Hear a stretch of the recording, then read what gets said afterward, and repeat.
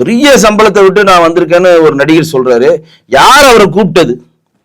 இந்த முதல் படத்துல அர்ஜுன் பண்ணுவார் பார்த்தீங்களா, நீங்க அரசியலுக்கு வந்தே ஆகணும்னு சொல்லி அர்ஜுன் டாய்லெட் போறப்பெல்லாம் பின்னாடி போவாங்க பார்த்துருக்கீங்களா? ஒட்டுமொத்த எல்லாம் நீங்க அரசியலுக்கு வந்தாகணும். அந்த மாதிரி விஜய் வீட்டுல பனையூர்ல போய் அவனா நின்னானா? ஏன்னா பனையூர்ல நின்னா வெத்திக்குள்ள போட்டுருவானுங்க.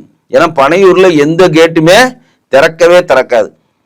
24x7 உலகத்திலேயே ஒரு கேட்டு திறந்திருக்குன்னா அது அனைத்து கட்சியினுடைய அலுவலகம் மட்டும்தான். நீ கமலாலயம் போங்க, 24 மணி நேரம் கேட்டு திறந்திருக்கும். அண்ணாரிவாலமும் சொல்றேன், எம்ஜிஆர் மாளிகையே சொல்றேன், எல்லாமே திறந்திருக்கு. ஏன்னா தனக்கான குறைகளை, தனக்கான நிறைகளை, தனக்கான பாதுகாப்பை இந்த கட்சியின் சார்ந்து இருக்கும், இது வணங்கும்னு சொல்லி அவன் நம்புவான். ஒருத்தன் ஹேண்டிகேப்டா ஒருத்தன் நிக்கிறான் விஜய் மேல பாக்கணும்னு போவே இல்லை. ஒருத்தன் விஜய் வீடுலேயே போய் ஒளிஞ்சிட்டு இருக்கான் அவரை பார்க்கணும்னு, சந்திக்கல. அப்ப நீங்க எப்படி இருக்கீங்கன்னா, உங்களுக்கு கலோலிக்கா சொல்லணும்னா அண்டா காக்கசம் அபுக்கா குகும் திறந்துடு சீசே சர்ன்னு திறக்கும். விஜய் வருவார், ஒரு டைலாக் சொல்லுவார், ஏதோ ஒன்று சொல்லு, இது பாசிச ஆட்சி, திமுக அந்த ஆட்சி, அது இந்த ஆட்சி, எனக்கும் திமுக நேரடி போட்டி, அண்டா காக்கசம் அபுக்கா குகும் மூடிடு சீசே, அப்படியே மூடிடும், உள்ள போய் பூந்து போயிரு, அவ்வளவுதான், வெளில வரவே மாட்டார். அடுத்த அண்டா காக்கசம் சொல்றப்பதான் வெளியில வருவார். இவர்கள்லாம் அரசியல் கட்சி நடத்துறாங்க, இவர்கள்லாம் தலைவர், இதற்கு பின்னாடி விசிலடிச்சாங்குஞ்சி இத்தனை பேர் இருக்கு. இந்த விசிலடிச்சாங்குஞ்சிகளுக்கு விசிலே கழிச்சிருக்கு. அதுதான் இப்ப பெரிய காமெடியே.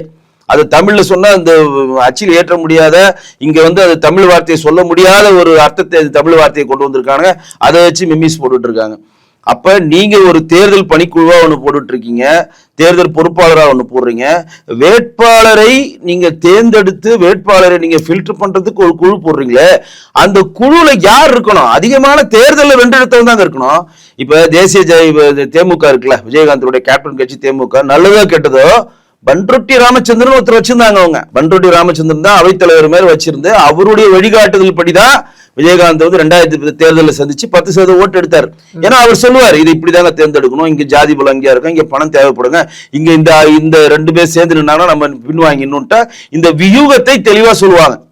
இந்த மாதிரி சொல்றதுக்கு அங்க யார் இருக்கா? அதிகபட்சம் நான் பார்த்து ரொம்ப எக்ஸ்பீரியன்ஸ் ஆகுனா, காரி மூஞ்சில துப்புனா தொடச்சுக்குவேன் அப்படின்னு சொன்ன நாஞ்சில் சம்பவத்தை அங்க அதிகமான தேர்தலை வென்றெடுத்தவர்ல கொஞ்சம் எக்ஸ்பீரியன்ஸான ஒரு அரசியல்வாதி.